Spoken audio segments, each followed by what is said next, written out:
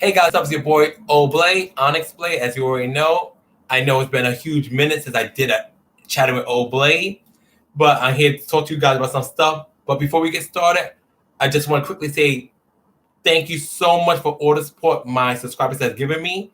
I'm currently at 183, and I appreciate each and every single one of you. Thank you so much, guys. This has been a rough year for me, emotionally, and not financially in a bad way, but I had to spend a little money than I thought I would. But I'm good financially, thank God. But you guys really helped me get through 2020, and I'm so glad this damn year is about to be finished because it has not been fun. And for those of you who also had a hard 2020, may 2021 be an amazing year for you guys. Now, before I get started with my 3 topics of the day, which is going to be about my OC, King of Fighters 15, and a little bit of Nicki Minaj, the queen of rap, I'm going to show you guys some stuff I got. I came back from H Mart. These are just honey butter chips, so these are nothing too special. Only bought it because they were really cheap. This right here is from Taiwan. It's apple milk. I'm going to be trying this in a second. I never knew there's such thing called apple milk even existed, but I'm very intrigued by it. And lastly, these Oreos. Okay, now before I... Hey, what's up, Justin? Thanks for stopping by, man. I appreciate that. Now, first I want to talk real quick. Nothing major. This is something for me personally. I currently at 183 subscribers, which I appreciate. However, I made a video a while ago called Helen, my OC. The link for it is inside the comments if you guys want to check it out. And I'm also going to put it in the description at the end of the video. That video currently only has 1 like and 9 views. My goal for that video is to get it at least to 20 views or better and 5 likes. If you guys can take it's on only 35-second video. If any of you guys who will see this live will take a few minutes just to click the link and go give my OC more views and just 4 more likes. I just need 4 more likes to get to 5. The more the merrier, but 4 more likes and just get 11 more views, I'll be satisfied. And that's all I can ask. I can't force someone to do it. I just hope you guys won't mind doing it. I appreciate it very deeply. But the next thing I want to talk real quick before I get started on King of Fighters 15 is this real quick. Now, Daily News confirms Dixie D'Amelio and Tekashi 6ix9ine to open up the annual 60-second Grammys with new singles. Now, this is not going to be the bash either Dixie because I really don't know much about her besides she's like some TikTok lady. And Tekashi 6ix9ine. Those who know me know how I feel about Tekashi. Now, this was the MTV Video Awards. Those two opening the show would make sense. Thanks, Miss Anna. I appreciate you. Thank you, Miss Anna. This was the MTV Video Awards. Those two opening up the show would make perfect sense to me.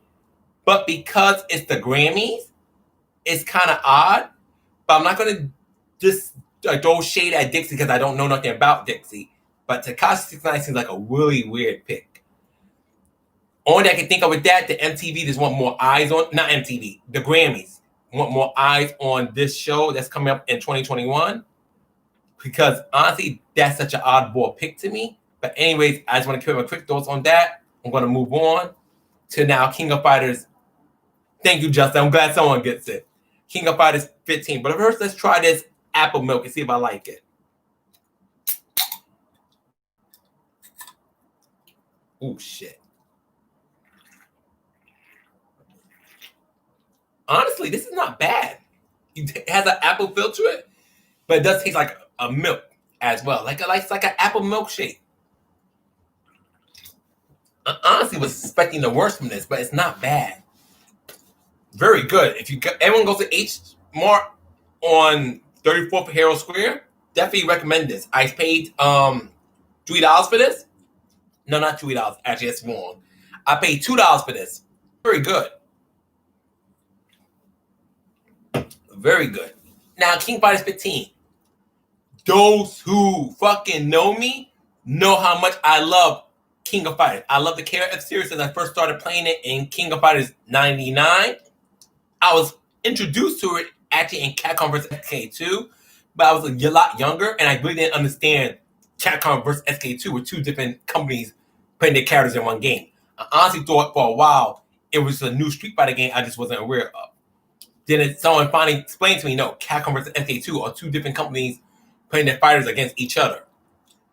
But moving on, ever since King of Fighters 99 and so forth, I've been obsessed with KOF. I love it. It's my favorite 2D fighting game franchise.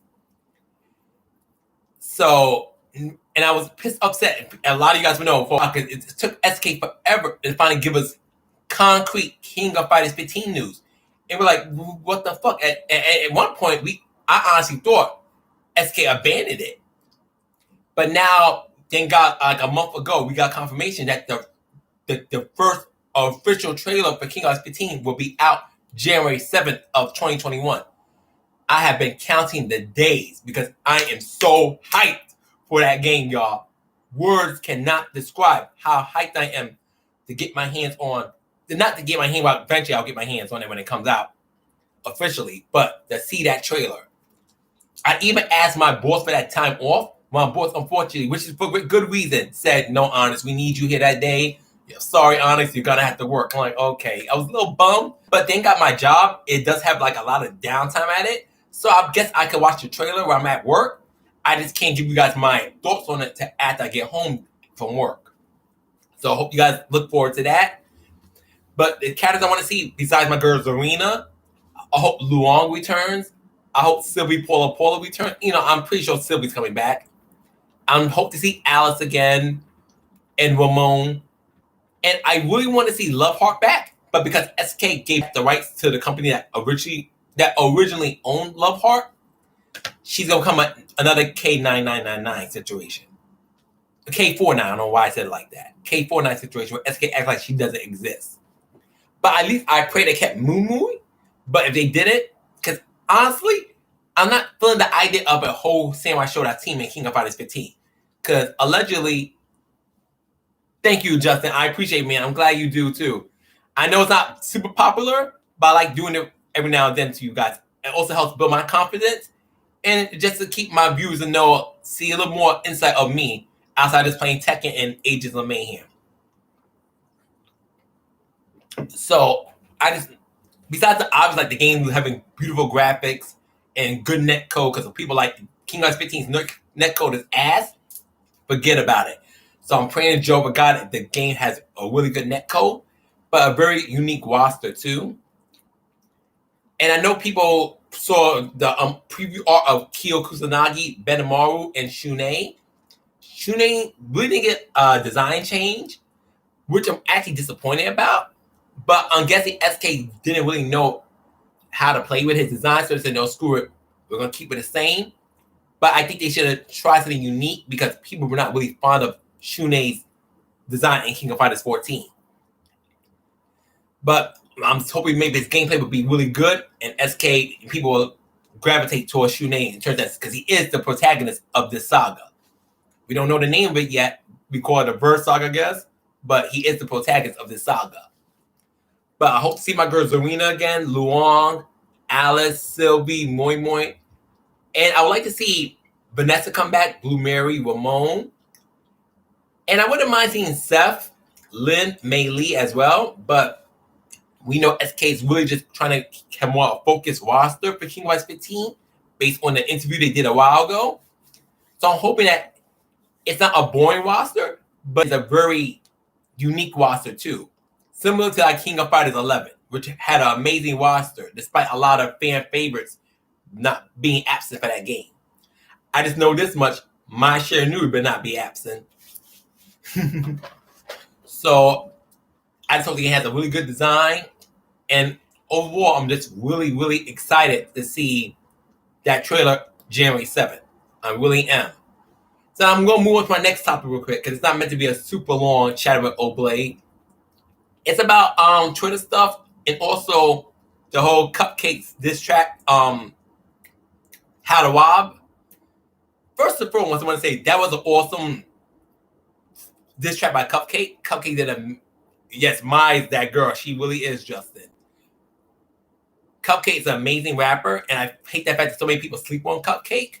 But unfortunately, when you're independent, you gotta do certain things to keep your name out there. But she's an extremely talented rapper. And her How to Rob, this was pretty good. The only thing I would say I didn't like about How to Rob was her comment about Megan Thee Stallion getting shot. Because, while rap is about sometimes hitting low blows, considering that Megan Thee Stallion actually was a victim of getting shot by Tory Lanez, I would have made a different disc for her.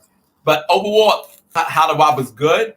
Then, the rapper / adult performer Suki Hana took offense to How to Rob because Cupcake mentioned her in that disc too. Made her own disc to Cupcake, which was also pretty good. But then Cupcake came back with the gag, which pretty much sealed the deal. But now, ever since that whole thing with Cupcake making that disc to various rappers, people were criticizing, why she ain't mentioned Nicki Minaj, or, why she starting drama with the rap girls. First and foremost,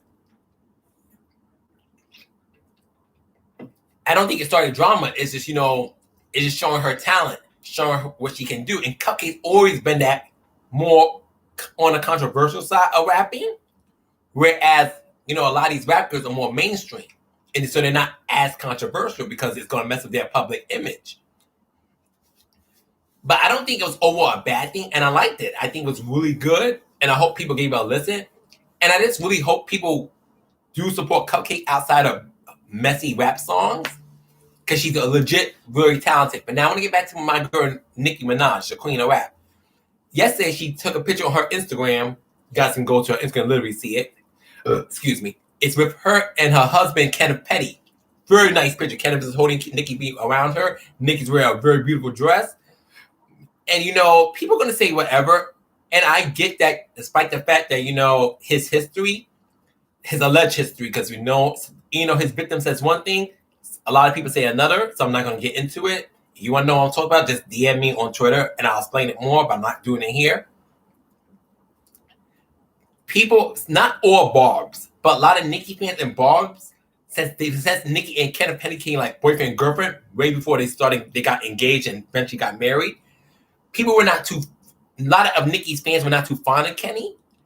And I was one of those people too. However, I told myself, look, this is the man that she loves. And you know what? If she trusts him and she believes that he didn't do that horrendous thing that he's accused of doing, more power to them. And that's the man that she loves and that she built a family with. And I don't understand anyone who called herself a true Nicki Minaj fan takes pleasure of speaking ill about her husband. To me, that boggles my fucking mind. If you love Nicki, you support Nicki, that's the queen of rap, which she is. I'm just saying this being, I'm trying to look for a word, being eccentric. But she is the queen of rap, and I don't care what no one says. Hell, and I don't mean just queen of rap compared to women rappers. I mean just men and women as well. How can you go on your Twitter, Instagram, Tumblr, whatever social media you use, and call yourself a fan of Nicki, but bash her husband? To me, that makes zero sense. Because regardless how you feel about Kenneth Petty, as someone who loves Nicki Minaj, you should want to keep your opinion about Kenneth to yourself. Now, if something like really, really bad takes place, thank you, Justin. I need to make you a mod at some point because you're cool, and I hate that sometimes YouTube makes me have to show your comments, which you never say nothing trashy. So I need to make you a mod at some point, just so you could comment. I mean, have to confirm your post sometimes. But anyways, the only reason I haven't done it honestly is because this is a very small YouTube channel. I don't even think about getting mods. At least I got like 500 subs, but I might have to make you a mod sooner than that. But anyways, I'm just like, if you support this woman, why are you speaking so ill about her husband? Regardless how you feel about her husband, this is really good.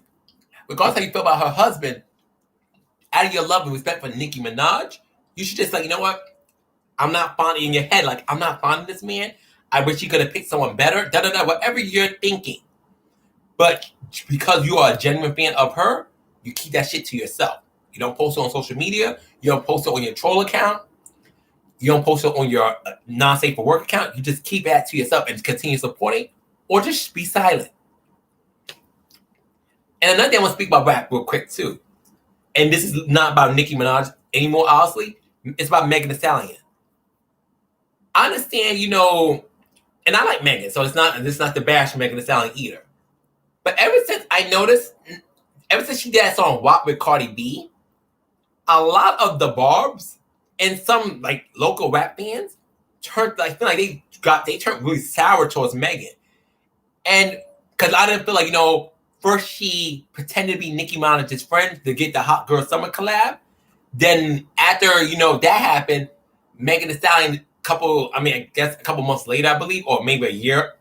My time's a little off between Hot Girl Summer and WAP.